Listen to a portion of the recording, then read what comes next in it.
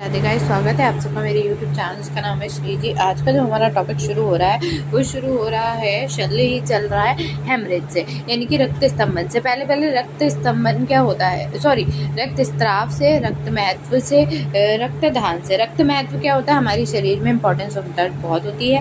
अगर रक्त नहीं होगा तो हमारी शरीर की नहीं चलेगा, ठीक है। शरीर का मूल है रक्त और रक्त ही शरीर का धारण करता है और इसी से आत्मपूर्वक रक्षा करनी चाहिए, ठीक है। अति मात्रा में रक्त का जो बाहर लेटिंग हो जाती है वो शरीर के लिए कमजोरी लेकर आती है, जिससे अच्छा नहीं होता, ठीक है। भेद रक्तस्राव के हेमरेज को कोरिलेट किया जाता है रक्तस्राव से। दो तरीके का होता है, बाहरी रक्तस्राव, अंतर। बाहरी का मतलब होता है जैसे कि कान से, नासा से या मुख से या धातुशय होने पर तिमिर, अस्थि से, इन सब से क्या होता है, बाहर आ जाए, लेकिन क्या होता है, इससे मृत्यु हो सकती है, ठीक है। अंदर ही अंदर जो हो जाए, जैसे रोगी में आत्मान में भोजन तथा अरुचि होना, मूत्रमार्ग, गुदा, मुख और नासिका में रक्तस्राव होना, मूर्छा, श्वास तृष्णा उत्पन्न होना, ठीक है। मल मूत्र वायु का अवरोध होना, श्वेत आंखों में दाने में आ जाना, मुख से लोह गंदगी आती है, शरीर में दुर्गंध आने लगती है, तो वो अंदर ही अंदर हो गए। अमाशय में रक्तस्राव होगा तो हेमेटेमेसिस, उल्टी आएगी, किसकी, ब्लड की, ठीक है। उसके बाद क्या होगा, तीव्र उदर शूल होगा। पक्वाशय में अगर होगा तो वेदना होगी, भारीपन होगा, नाभि के नीचे शिथिलता एवं स्रोतों में रक्तस्राव होगा। अंतराशय के भिन्न भिन्न होने पर छिद्रों में रक्त भर जाता है, भारीपन उसी प्रकार दिखाई देता है जिस प्रकार बंद मुख वाले घड़े को जल डुबोकर सूक्ष्म छिद्रों में जल। असाध्य लक्षण क्या होते हैं, अगर जो इनकी चिकित्सा न की जाए तो क्या हो जाता है, ये असाध्य हो जाते हैं। और असाध्य का क्या होता है कि फिर साध्य नहीं हो जाते। रक्तस्राव की चिकित्सा कैसे करोगे, और लोत्र, यष्टि, मधु, प्रियंगु, रक्तचंदन, गैरिक, राल, रसादि, शालमली पुष्प, शंख, शुक्ति, माश या गौदुग्ध धूम, इनका चूर्ण बनाकर व्रण मुख पर अवचूर्ण करना चाहिए। अंकुरों के अग्रभाग में विनस्तार का पीड़न करना चाहिए तथा साल, सर्जरस, अर्जुन, एरिमेद, मेषरंग, धव, धनवन, कत्वक चूर्ण, वस्त्र की राख, समुद्रक तथा लाक्षा चूर्ण व्रण स्थान पर गांठ बांधन करना चाहिए, ठीक है। इसके बाद है शीत आहार देना चाहिए, शीतलेप, शीत परिषेक, ये सब व्रण स्थान पर अग्नि द्वारा दहन कर देना चाहिए। कृष्ण मृग, ताम्र मृग, भेड़, खरगोश, महिष, वाराह जैसे प्राणियों का रक्त रोगी को पिलाना चाहिए। दूध, मृद, यूष, स्निग्ध पदार्थ युक्त भोजन देना चाहिए। कृष्ण मृग, ताम्र मृग नहीं, शर्करा, मधु युक्त काकुल आदि गण के द्रव्य का स्वाद पिलाना चाहिए। अमाशय में रक्त एकत्र होने पर वमन और पक्वाशय में एकत्र होने पर विरेचन करवाना चाहिए। रक्त क्षय में रक्तपान का निर्देश सामान्य प्रतिकरण के सिद्धांत के अनुसार एनिमल हीमोग्लोबिन का प्रयोग एनीमिया के चिकित्सा हेतु प्रयोग किया जाता है, जैसे कि हीम सिरप आधा है। आचार्य चरक ने अति रक्तस्राव चिकित्सा में रोगी की मृत्यु टालने के लिए अंतिम समय तक चिकित्सा करने का तथा सभी प्रकार के पित्ताशयामक औषधियों देने का प्रयोग किया है। जीवित मृग, गाय, महिष, बकरी, इन प्राणियों के सद्य रक्त का तजा करवाना चाहिए। यह उपचार रक्तक्षय की पूर्ति एवं मांस रक्षण हेतु इन प्राणियों में के रक्त में दर्भ मूल का सूक्ष्म चूर्ण मिश्रित कर रक्तवस्ती देनी चाहिए। रक्तस्तंभन, यानी कि रक्तस्तंभन क्या है, हेमेटेमेसिस। पहले हेमरेज पढ़ लेते हैं। हेमरेज क्या होता है, ये लीकेज होता है ब्लड का from the circulatory system. Internally, दो तरीके के हुए, इंटरनली और externally. Depending upon the vessel, arterial haemorrhage हो सकता है, venous, capillary. Depending upon timing क्या होता है, प्राइमरी, रिएक्शनरी और सेकेंडरी। प्राइमरी अकर करता है टाइम ऑफ एनर्जी को, रिएक्शनरी अकर करता है 6 to 12 hours after the surgery, HTN in post operative period and dilated squeamish coughing causing reactionary hemorrhage. Secondary है कर करता 5 to 7 days of surgery का due to the infection which eats away the surgical material causing the sloughing of vessel wall. Next है, अच्छा अगर मैं बात करूँ तो बेस्ड ऑन टाइप्स रिवील्ड भी है और कंसील्ड भी है, ठीक है। Based on possibility surgical, non surgical. Based on condition acute है, क्रॉनिक है, क्वांटिटी माइल्ड, मॉडरेट, सीवियर है। पैथोफिजियोलॉजी में क्लास 1 की अगर मैं बात करूँ तो 750 ml ब्लड लॉस होता है। क्लास 2 की बात करूँ तो 800 to 1500 ब्लड लॉस होता है। क्लास 3 की बात करूँ 1000 to 200 ब्लड लॉस होता है। क्लास 4 की बात करूँ तो ग्रेटर देन 2000 होता है। मैनेजमेंट है hospitalisation, ventilation, CBC, blood transfusion, dressing, suction, कैथराइड, अतिस्राव, हेडेक, ब्लाइंडनेस, तिमिर, धातुशय, अवशय, दहा, हिचकी, रक्तस्तंभन उपाय, संधान, स्कंद, पाचन, दाहन, प्रवर्तक। नेक्स्ट जो आपका टॉपिक आ रहा है वो वही रक्तस्तंभन स्तंभन आ रहा है। रक्त स्तंभन क्या होता है? हेमेटोएमेसिस होता है।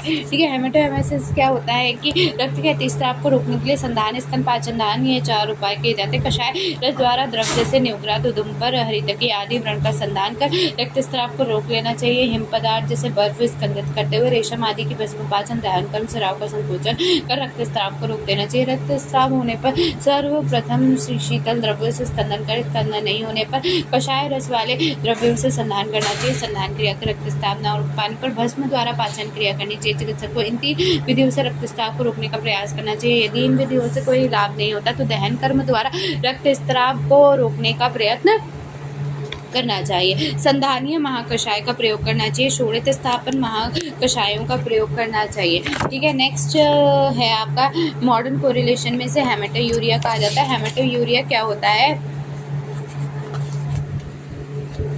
तो देखो, रक्त स्तंभन, हेमेटोएमेसिस, सॉरी हेमेटोयूरिया नहीं होता, हेमेटोएमेसिस। हेमेटोएमेसिस जो होता है वैसोक्लैटरिंग, प्लेटलेट एक्टिवेशन, कोगुलेशन और थ्रोम्बोटिक, ये मेजर कंपोनेंट है। क्या होता है इसमें? वस्कुलर इंजरी हो जाता है, टिश्यू फैक्टर और कोलेजन होते हैं, उसके बाद वैसो कंस्ट्रिक्शन होता है, फिर प्लेन कंस्ट्रिक्शन होता है, दोनों एक दूसरे के वाइस वर्सा होते हैं, फिर कोगुलेशन कलगेट्स होगा और एंटी थ्रोम्बिन कंस्ट्रिक्शन होगा।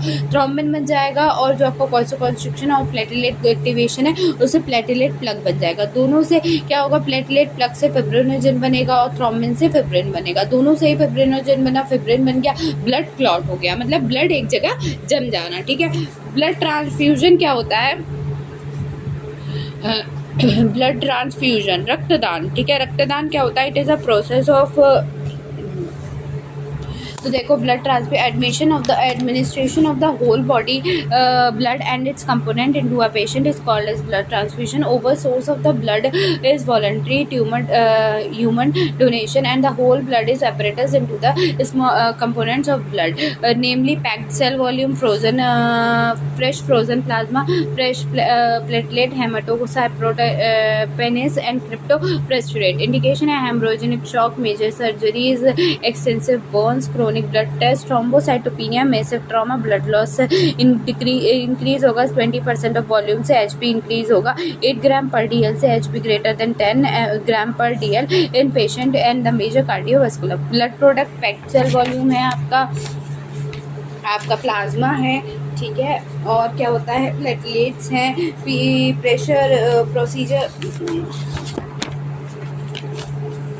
कॉम्प्लिकेशंस क्या क्या है आपका? क्रायोप्रेसिपिटेशन है, तो कॉम्प्लिकेशंस क्या हैं आपके? तो इसमें हेमोलिटिक, इम्यून कॉम्प्लिकेशन होता है, हेमोलिटिक होता है, मेजर माइनर होता है, नॉन हेमोलिटिक होता है। हेमोलिटिक रिएक्शंस ABO को हमें देखना पड़ता है कि ब्लड ग्रुप मैच हो रहा है या नहीं हो रहा है। ठीक है, अगर नहीं हो रहा है तो stop the blood transfusion, start IV blood, monitor urine output, check urine for HB, अगर कर दिया है तो। ठीक है, उसके बाद diuretics, mannitol 20% 100 ml IV to the freshly kidney, minor के incompatible reaction ABO, it occur due to the extravascular hemolysis, it will be mild, occur at 2 to 2 days per day, occur due to the antibody due to the minor clinical feature है malaise, jaundice, fever। Treatment की बात करूँ, supportive treatment, non haemolytic reaction, febrile reaction occur due to the sensation due to WBC और platelet, increased temperature to the non hemolytic। Next जो है वो आपका है एलर्जिक रिएक्शंस जो है वो क्या होती है? Occur due to the allergy plasma membrane products like manifest chills, rigors, plasma all area. उसके बाद है आप में क्या होता है? एलर्जिक रिएक्शंस होती हैं due to the allergy plasma products manifest करती है चिल्स, रिगर और रैशनेस को ऑल ओवर द बॉडी को। ठीक है, ट्रांसफ्यूजन रिलेट करता है एक्यूट लंग इंजरी को, रेयर कॉम्प्लिकेशन है, अकर करता है ट्रांसफर्ड प्लाज्मा, कॉजिंग करता है पल्मोनरी ऑडेमा, लीड करता है एक्यूट रेस्पिरेटरी डिस्ट्रेस सिंड्रोम को। CCF क्या होता है? कंजेस्टिव कार्डियक फेलियर होता है, अकर करता है होल ब्लड का ट्रांसफर को rapidly in the patient with chronic anaemia. Slow transfusion होता है, इंजेक्शंस जो होते हैं वो फ्रूसामाइड 10 mg IV दोगे, packed cell transfusion is the choice of treatment. Infection complication, AIDS है, मलेरिया, साइफाइलिस है। उसके बाद है आपका कॉम्प्लिकेशन ऑफ मेसिस ट्रांसफ्यूजन है, हेपोकैलेमिया है। नेक्स्ट है आपका ट्राइसमेलराइड, clotting finger deficiency to acute lung है। ठीक है, नेक्स्ट है लंग इंजरी एक्सेट्रा। नेक्स्ट की मैं बात करूँ रेडियोलॉजिकल फाइंडिंग्स की, यहाँ पे ये कंप्लीट हो गया। ठीक है, उसके बाद है आपका जो आ रहा है वो है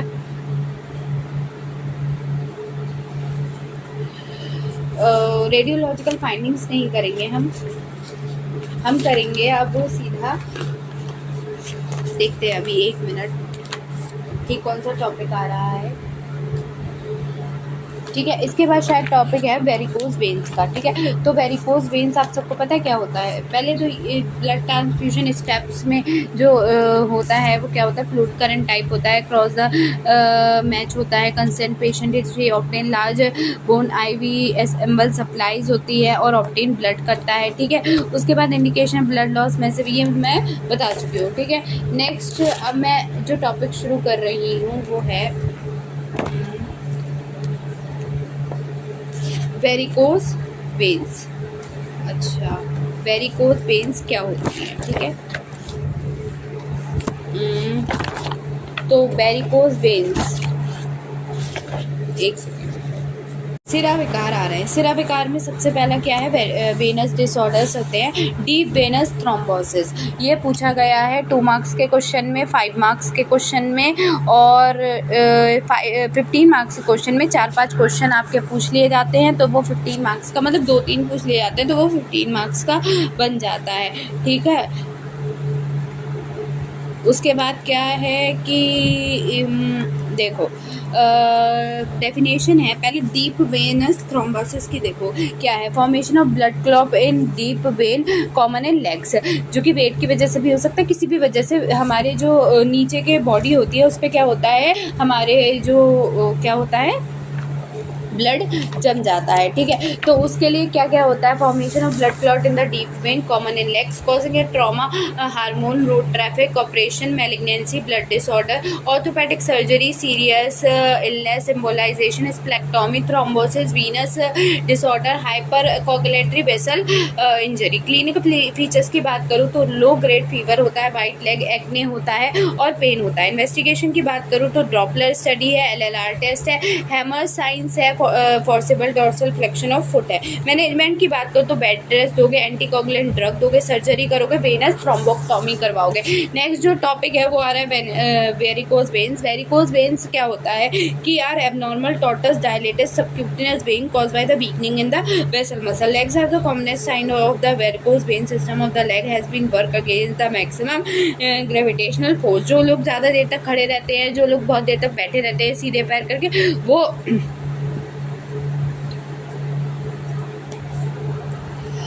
उनको हो जाता है। ठीक है, अगर मैं बात करूँ तो ये जो होता है एलोंगेशन, डायलेशन, स्कैलुलेशन, ये वेन से हो जाता है। ठीक है, अगर कॉज की बात करें तो वॉल डैमेज होता है, वेट की वजह से होता है, arteria fistula, haemorrhage, Venus wall. ठीक है, प्री डिस्पोजिंग फैक्टर्स होते हैं वो है obesity, pregnancy, prolonged standing, old age. Clinical features की ये भी पूछा गया है वेरिकोज वेन 2 मार्क्स में, 3 मार्क्स में और 5 मार्क्स में। ठीक है, अगर इन्वेस्टिगेशन की बात करें तो inspection, palpation, Doppler, ultrasound, multiple test. अगर मैं कंजर्वेटिव ट्रीटमेंट की इसकी बात करूँ तो इसमें क्या क्या दोगे आप, symptomatic surgical treatment, conservative treatment आप दोगे। ठीक है, अगर इंस्पेक्शन की बात करूँ तो आपका एंकल फ्लैकर condition with varix occur near the middle और सेपेक्स वेरिकेस। पाल्पेशन करने पर क्या होगा, ब्रेडिल टनल टेस्ट होगा, टॉर्केंटाई टेस्ट कर सकते हो। ठीक है, पर्थ टेस्ट होते हैं, फैगन टेस्ट, स्वाट्स टेस्ट। ठीक है, उसके बाद अगर हम बात करें ड्रग की तो आपको इसमें कौन कौन से ड्रग्स दे सकते हो। सबसे पहले मैनेजमेंट की बात करो, एक्सरसाइज करो, मेंटेन वेट करो, अवॉइड करो टाइट क्लोथिंग को, और हाँ इसमें स्टॉकिंग्स पहनने के लिए हम दे सकते हैं। ड्रग अगर बात करो तो टैबलेट कैल्शियम डोबिस्ट्रेलेट देते हैं 500 mg BD। ठीक है, टैबलेट डोइसमिन 450 mg देते हैं, टॉक्सेल्यूटिन 500 mg देते हैं। ठीक है, surgical subfascial endoscopy, perforated ligation surgery करवा सकते हैं, रेडियो फ्रिक्वेंसी अल्वेशन मेथड करा सकते हैं। नेक्स्ट जो है वो है वेरिकोज अल्सर। वेरिकोज अल्सर क्या होता है कि formation of blood clot superficially. ठीक है, ये वेरिकोज वेन से भी हो जाता है और थ्रोम्बोसिस ऑफ फ्लैटाइज and deep and perforated vein. ठीक है, वेरिकोज अल्सर, हाँ ठीक है। उसके बाद आपका है ब्लॉक रन करता है, आपका ब्लड रन करता है formation of blood clot superficial causes है trauma, route traffic, hormones, operation, malignancy, orthopaedic surgeries, क्लिनेक्टोमी। क्लिनिकल फीचर है डर्मोनाटाइड एंजाइमा, अल्सरेशन हो गया, पेन हो गया, अल्सर इसमें बताना है, ठीक है। बर्निंग सेंसेशन, आरबीसी टेस्ट, डिस्ट्रॉइड इन्वेस्टिगेशन, इंस्पेक्शन करोगे, palpation, x ray, culture test, Doppler test. Next है आपका रेस्ट करोगे, सर्जिकल ट्रीटमेंट दोगे, ड्रेसिंग दोगे, मसाज करोगे, बैंडेज दोगे, ठीक है। और आप क्या करोगे, एंटीबायोटिक्स दोगे, ठीक है। इसके बाद का जो टॉपिक आ रहा है वो आ रहा है, अगर मैं वेनस थ्रोम्बोसिस की बात करूँ, ये ब्लॉक करता है return of deoxygenated blood in the heart.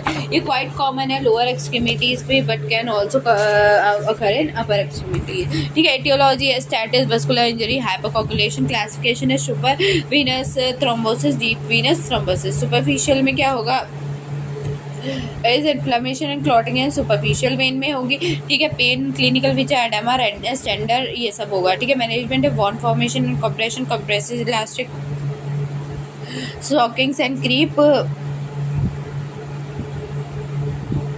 ठीक है। उसके बाद analgesic, anti inflammatory drug, anti coagulation. उसके बाद है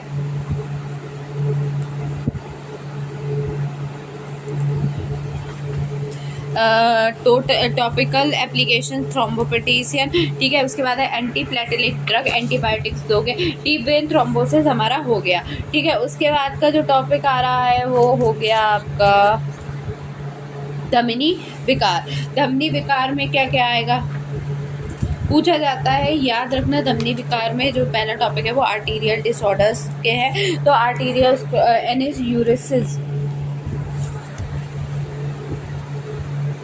पहले है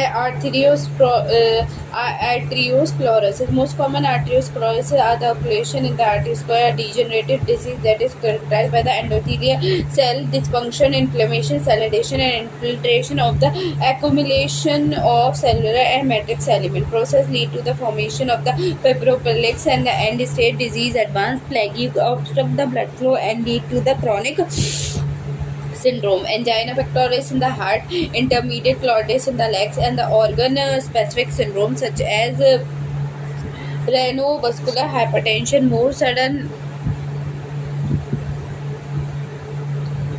उसके बाद रिस्क फैक्टर है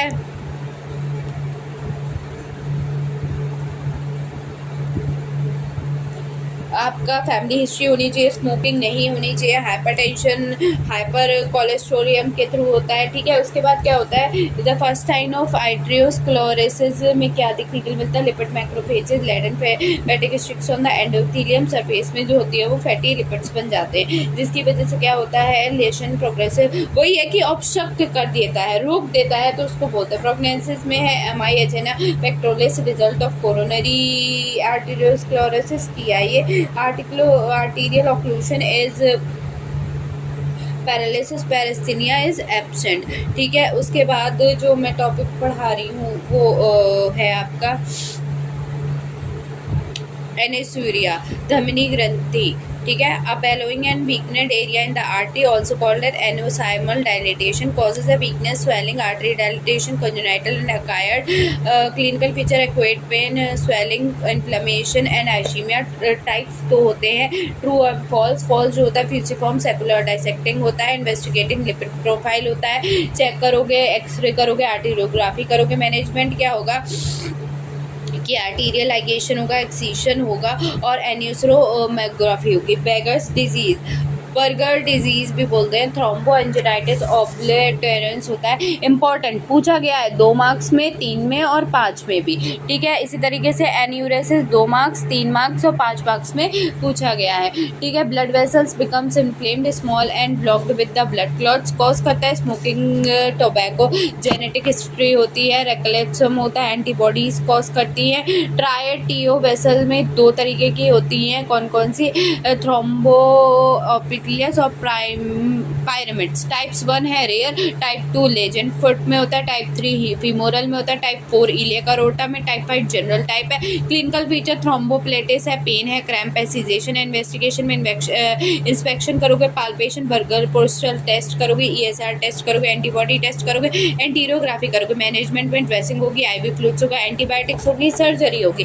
आर्टेरियोस्क्लेरोसिस में ऑल्सो कॉल्ड कार्डियोवास्कुलर, अब आया है हाँ ठीक है, disease built up fat cholesterol and substance in the artery wall, और कॉज होता है diabetes, high BP, obesity, hyper cholesterol, lipid increase होता है, कार्डियोवास्कुलर डिजीज होता है, टिब्यूलेशन होता है। ठीक है, उसके बाद है आपका क्लिनिकल फीचर्स की मैं बात करूँ तो इसमें देखने के लिए मिलता है blood flow obstruction, ischaemia, chest pain, nausea, breathlessness, investigation, angiography, CT scan, lipid profile, blood sugar test, treatment की बात x-ray, controlled on diet, stop smoking, PTCA, रॉगन्स डिजीज।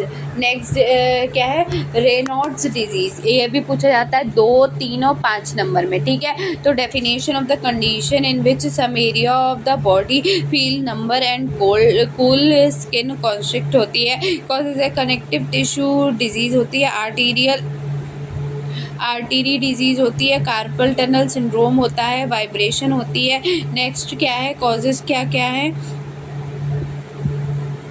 आपके कनेक्टिव टिश्यू डिजीज़ है, उसके बाद है आपका कार्पल टनल सिंड्रोम है, और वाइब्रेशन है। टाइप्स सेकेंडरी और प्राइमरी है, स्टेजेस साइनकोप, एक्सफिक्सिया, रिकवरी है, एक्सपोजर टू कोल्ड है, कैपिलरी डायलेटेड होती है, और रिलैक्सेशन एंड सर्कुलेशन होता है।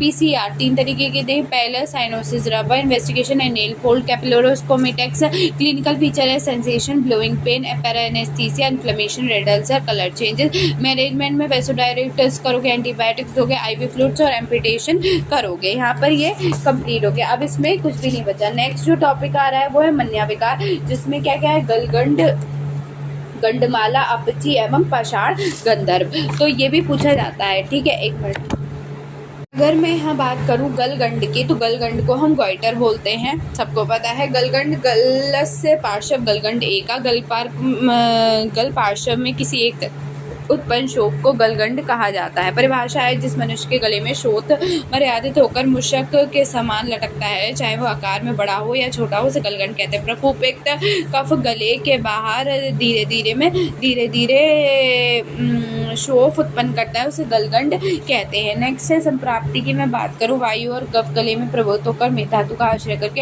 अपने अपने लक्षणों से युक्त गंड को उत्पन्न करती है, उसे गलगंड कहते हैं। ठीक है, विशेष भेद कितने होते हैं, वातज, कफज और मेदज। वातज के देखो क्या होते हैं, गलगंड के पित्तज भेद नहीं होते हैं। ठीक है, उसके बाद वातज देखो में सुई चुभने सी पीड़ा होती है, युक्त कृष्ण स्राव में व्याप्त वर्ण में कृष्ण या अरुण होता है, कुछ पश्चात मेद की वृद्धि हो जाती है, अत्यंत स्निग्ध वेदन रहित होता है, कठोर होता है, रक्त, जो वात के लक्षण होंगे वो इसमें आ जाएंगे। ठीक है, ऐसी जो कफ के लक्षण होंगे कि त्वचा के समान वर्ण का हो जाता है, अल्प वेदना वाला होता है, उग्र कंडू युक्त होता है और आकार में बड़ा, देर से वृद्धि करने वाला, देर में पकने वाला एवं पकते समय मंद वेदना वाला, रोगी का मुख मधुरस और उसके तालु प्रवेश में गले में लटकता है। मेदोज जो होगा, जो मेद गंड स्पर्श में कैसा होगा, स्निग्ध मृदु होगा, वर्ण में पांडु वर्ण होगा, दुर्गंधित होगा, पीड़ा रहित, अति कंडुयुक्ता युक्त होगा और गले में अलाबू के समान लटकता है। इसका मूल भाग पतला होता है तथा ये शरीर की वृद्धि को क्षय के अनुसार ही घटता और बढ़ता रहता है। इसके पीड़ित रोगी का मुख स्निग्ध तथा उसके गले में अस्पष्ट शब्द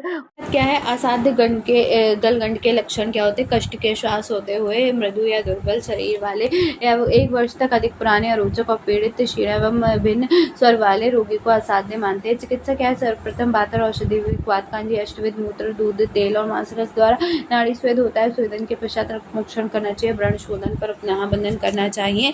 ठीक है, कफजगण सर्वप्रथम स्वेदन व उपनाह बंधन करके रक्तमोक्षण करना चाहिए। अजगंधा, अतिविषा, विशल्य, कुष्ठ और गुंजा को पलाश चारोदर में पीसकर उष्ण लेप करना चाहिए। रोगी को यत्र कटु चूर्ण व मधु गौमूत्र युक्त अदरक, पटोल या निम्न रस द्वारा मुग्ध यूष के साथ देना चाहिए। गलगंड के पाक होने पर पक्व व्रण से समान चिकित्सा करनी चाहिए। मेदोज गलगंड में सर्वप्रथम स्वेदन का रक्तमोक्षण करना चाहिए। इसके पश्चात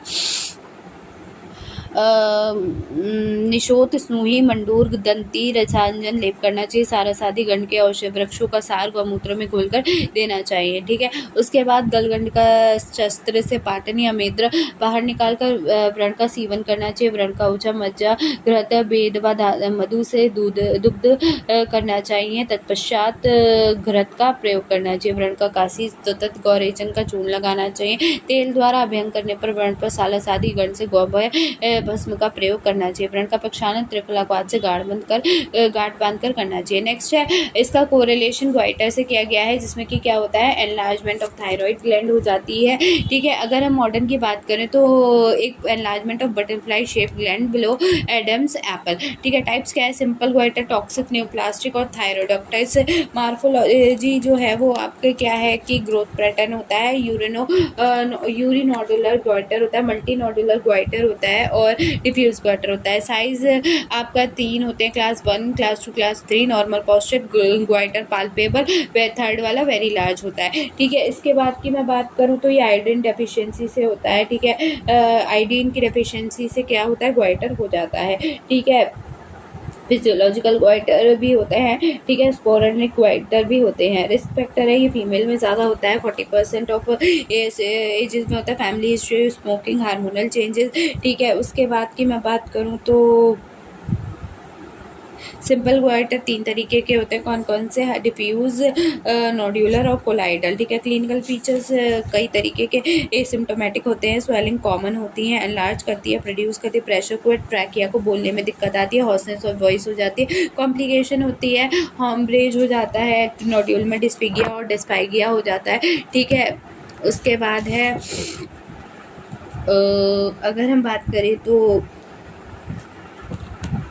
इन्वेस्टिगेशंस की, तो इन्वेस्टिगेशन में क्या क्या करोगे आप, 1 degree eye sign, eyelid, lag signs होता है। ठीक है, टॉक्सिक ग्वाइटर ग्रेव्स डिजीज में कन्वर्ट हो जाता है, थायरोटॉक्सिक्टॉमी होती है, एक्सोपेथेलोमस होती है। ठीक है, बेंस ग्रेव साइंस होते हैं, कॉर्चर साइंस होने के लिए मिलता है, एनरॉट गिफ्ट साइंस देखने के लिए मिलता है। ठीक है, अगर मैं नेक्स्ट की बात करूँ तो इसका ट्रीटमेंट करोगे तो एंटी थायराइड इस्तेमाल करोगे, रेडियो आयोडीन थेरेपी करोगे। ठीक है, और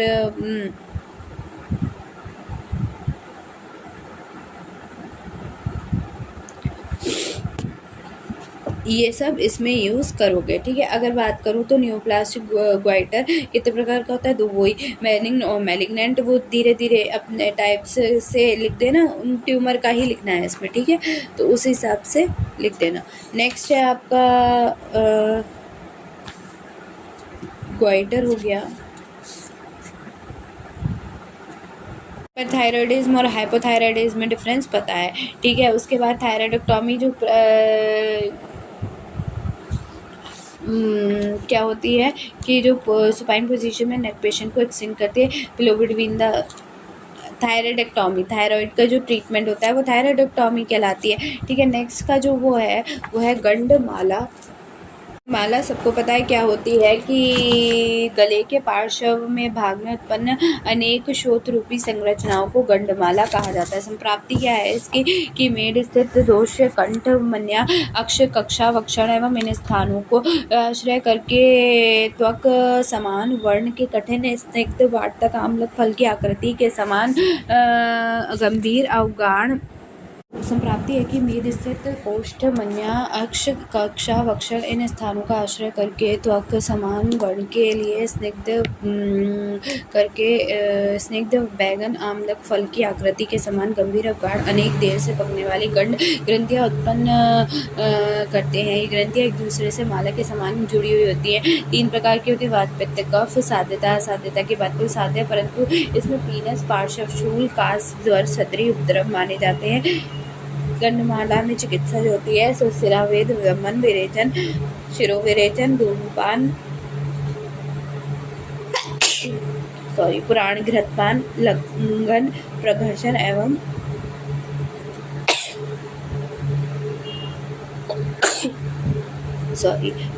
कबल ग्रह का प्रयोग किया जाए, जिसके अतिरिक्त कंचनार, बुगलू, गंडमाल, कनासन रस, चक्रमर्द तेल व गुंजा तेल का प्रयोग गंडमाला में किया जाता है। नेक्स्ट जो टॉपिक है वो आपका है अपची। ये भी 2 मार्क्स 3 मार्क्स इनमें पूछा जाता है। अक्षी क्या होता है? हन्मस्तक, कक्षा, अक्ष, कास्ती तथा बाहु इनकी संधियों में तथा मन्या एवं गल प्रदेश में संचित हुआ कफ मेद से मिलकर ग्रंथि रोग को उत्पन्न करता है। ये ग्रंथियां स्थिर, वृत्त, आयत, स्निग्ध तथा अम्ल वेदना युक्त होती है। ग्रंथियां आंवले की स्थिति के आकार की अथवा मछलियों के अंडों के जाल के होती है। इसका वर्ण त्वचा के वर्ण के समान होता है। ये प्राय संख्या में 1 से अधिक होती है। ठीक है, लक्षण क्या क्या होते हैं? शोथ, सर्कुलर, एक्सटेंसिव, स्मूथ वेदना और आम्लकास्ती कृच्छ साध्य होती है। चिकित्सा की बात करूँ तो अग्निकर्म करोगे, दहन कर्म करोगे और विरेचन को धूम दोगे। ठीक है, मॉडर्न कोरिलेशन में से लिम्फाइडेनेक्टोमी कहते हैं। इन्फ्लेमेशन होता है, एनलार्जमेंट ऑफ लिम्फ नोड्स को। ठीक है, उसके बाद है पैथोफिजियोलॉजी इंक्रीज करती है लिम्फ नोड के साइज को cause by the following multiplication of the cells with the nodes including the lymphocytes plasma cell and sites are the infiltration of the cell from outside the node such as malignant cell और neutrophil drainage of the infection into the local lymph nodes. Clinical feature है, history लोगे, physical दोगे। ठीक है, उसके बाद आपका जो टाइप्स है एक्यूट में डिफ्यूज लिम्फेक्टोमी, पायरक्सिया, एंटीबायोटिक्स, पेन, क्रॉनिक में पेनलेस, टीबी, सेकेंडरी मेटाइसिस होगा। ट्यूबुलर लिम्फेक्टोमी चिल्ड्रन में होती है, कोल्ड एब्सेस से, कॉलर एब्सेस में और एक्सेशन से। ठीक है, नेक्स्ट जो टॉपिक आ रहा है वो आपका आ रहा है पाषाण गंधर। तो पाषाण गंधर को क्या कहते हैं? हम पेरिटोनाइटिस कहते हैं। पाषाण गंधर को कफ तथा वात के दोष से अनुसंधि अल्प पीड़ा वाले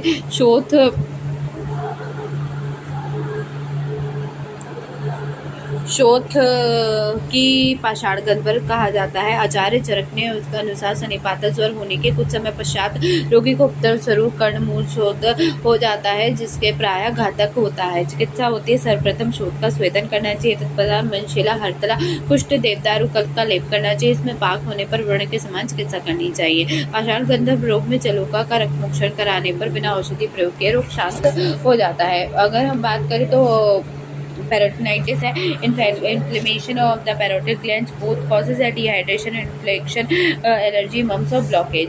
मम्स क्या होते हैं?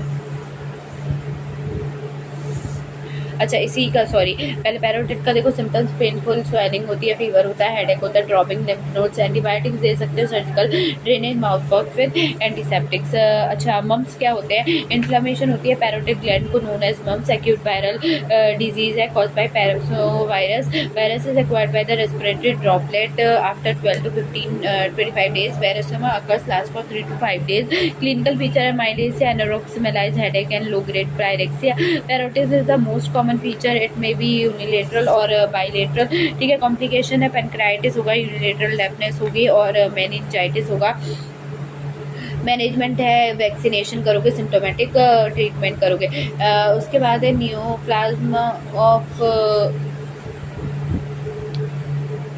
ठीक है, यहाँ पे ये मन्या विकार खत्म होता है। नेक्स्ट जो आ रहा है स्नायु विकार। ठीक है, तो स्नायु विकार में देखते हैं कि क्या क्या आता है। अभी के लिए इतना काफ़ी है, तो थैंक यू।